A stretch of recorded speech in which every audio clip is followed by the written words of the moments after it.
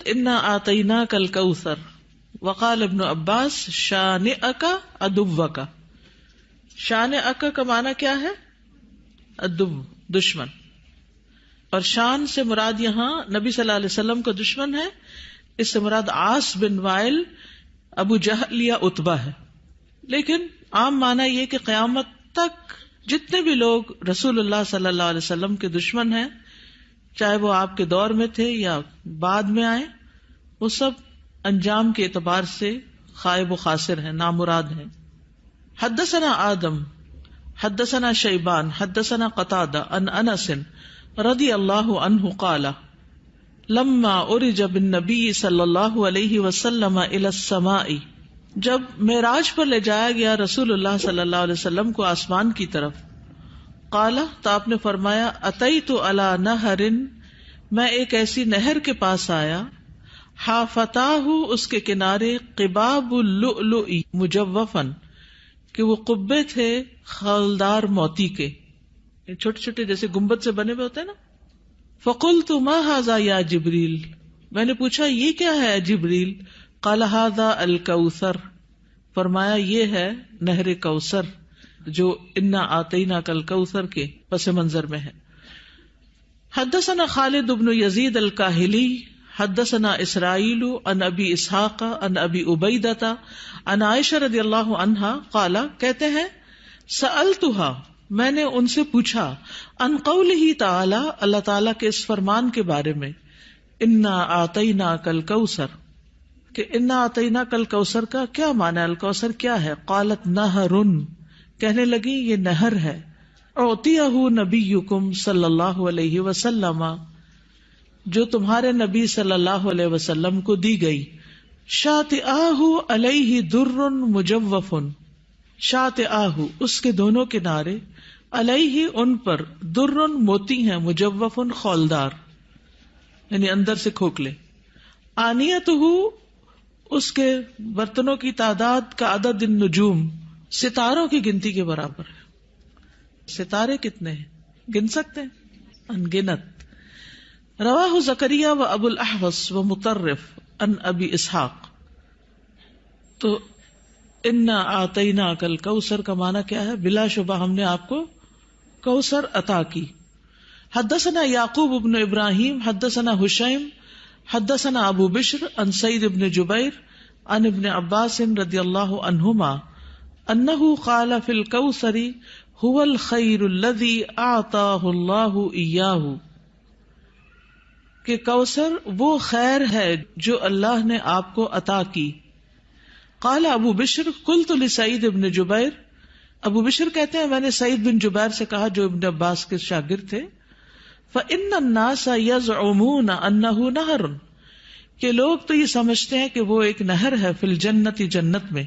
فقال سعید، تو سعید کہتے ہیں النہر الذی فی الجنت، کہ وہ جنت والی جو نہر ہے، من الخیر اس خیر میں سے ہے، الذی آتاہ اللہ ایاہ جو اللہ تعالیٰ نے آپ کو عطا کی.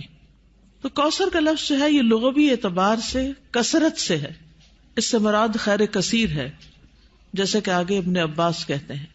اور اس میں دوسرے معنی بھی آ جاتے ہیں، جیسے جنت میں نہر کوثر وہ اسی خیر کثیر کا حصہ ہے، یعنی خیر کثیر عمومی لفظ ہے اور پھر اس کی مثالیں ہیں جیسے نہر اور حوض وغیرہ. اسی طرح حوض کوثر کو بھی اس کا مصداق بتایا گیا ہے. اہل ایمان جنت میں جانے سے پہلے رسول اللہ صلی اللہ علیہ وسلم کے دست مبارک سے اس کا پانی پیئیں گے. اس حوض میں پانی جنت والی نہر سے آ رہا ہوگا، اس طرح تطبیق ہو جاتی.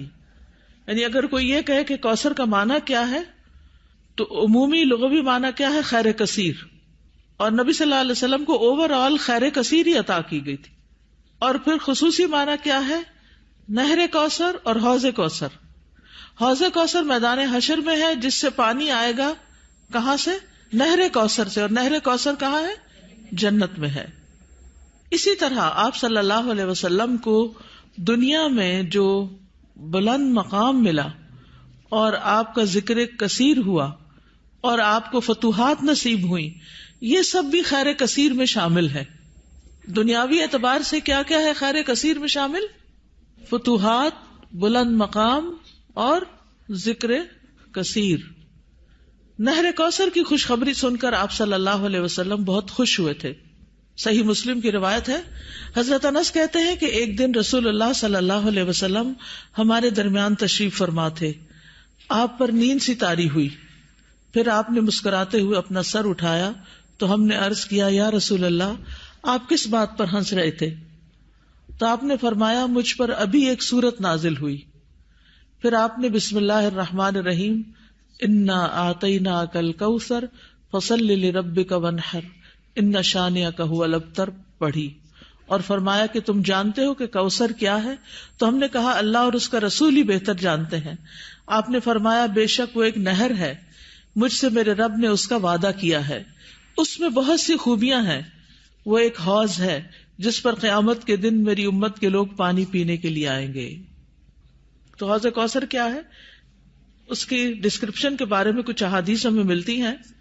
ہم میں سے ہر مسلمان حوض کوثر کا ذکر تو کرتا ہی رہتا ہے یا سنتا ہی رہتا ہے, لیکن اس کی بہت سی ڈیٹیلز ہمیں نہیں معلوم, تو ان کو ذرا دوہرا لیتے ہیں.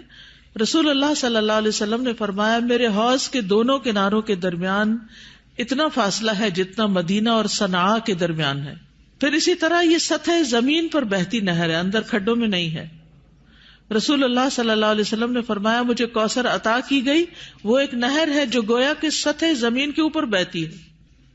حوض کوثر کی مٹی جو ہے, آپ نے فرمایا میں نے اپنا ہاتھ اس کی مٹی میں ڈال کر دیکھا تو وہ خالص کستوری کی تھی, یعنی خوشبودار. اس میں کنکریاں بھی ہیں اور وہ اس کے موتی تھے, یعنی سطح پر ہوتی ہے نا کنکریاں پانی کی سطح پر, تو وہ موتی تھے. جنت سے آنے والے سونے اور چاندی کے 2 پرنالے ہیں جو اس میں گرتے ہیں. یہ صحیح ترغیب و ترغیب سے, یعنی 2 پرنالے جو جنت سے پھوٹتے ہیں, ایک چاندی کا اور ایک سونے کا, وہ اس حوض میں گرتا ہے. حوض پر سونے اور چاندی کے برتن ہیں. اللہ کے نبی صلی اللہ علیہ وسلم نے فرمایا, تم دیکھو گے کہ حوض کوثر پر سونے چاندی کے آبخورے ہوں گے جن کی تعداد آسمان کے ستاروں کی برابر ہے, یا ان سے زیادہ بھی روایت میں آتا ہے. اور پھر وہ برتن جنت کے برتنوں میں سے ہوں گے. کسی نے عرض کیا, یا رسول اللہ حوض کے برتن کس طرح کے ہوں گے؟ آپ نے فرمایا, اس ذات کی قسم جس کے ہاتھ میں میری جان ہے, اس کے برتن آسمان کے ستاروں سے بھی زیادہ ہوں گے. ستارے بھی ایسی اندھیری رات کے جس میں بالکل بادل نہ ہو. پھر وہ برتن جنت کے برتنوں میں سے ہیں. اس کا پانی ٹھنڈا, میٹھا اور خوشبودار ہے. رسول اللہ صلی اللہ علیہ وسلم نے فرمایا, میرا حوض عدن اور عمان کے درمیانی فاصلے جتنا ہے. حوض کا پانی برف سے زیادہ ٹھنڈا, شہد سے زیادہ میٹھا, مسک سے زیادہ خوشبودار, اس کے آبخورے آسمان کے ستاروں کے برابر ہیں. اور ایک جگہ دودھ سے زیادہ سفید بھی آتا ہے. آئس کریم کیا چیز ہے اس کے مقابلے میں. پھر جو ایک گھونٹ بھی پی لے گا کبھی پیاسا نہ ہوگا, اس کے چہرے کا رنگ کبھی سیاہ نہ ہوگا. سبحان اللہ, یہ تاثیر ہے اس کی. دنیا میں کئی ٹوٹکے کرتے رہتے ہیں, یہ کھا لو, وہ پی لو, یہ لگا لو تاکہ رنگ صاف ہو جائے. اس کا ایک گھونٹ پی کر انسان خوبصورت ہو جائے گا. اس نہر پر پرندے بھی ہیں. فرمایا ان کو کھانا اس سے بھی زیادہ خوشگوار ہوگا. لیکن کچھ لوگ حوض کوثر سے محروم رہ جائیں گے. وہ کون ہیں؟ جو بدعت کرنے والے ہیں, جنہوں نے آپ کے بعد دین کو تبدیل کر دیا.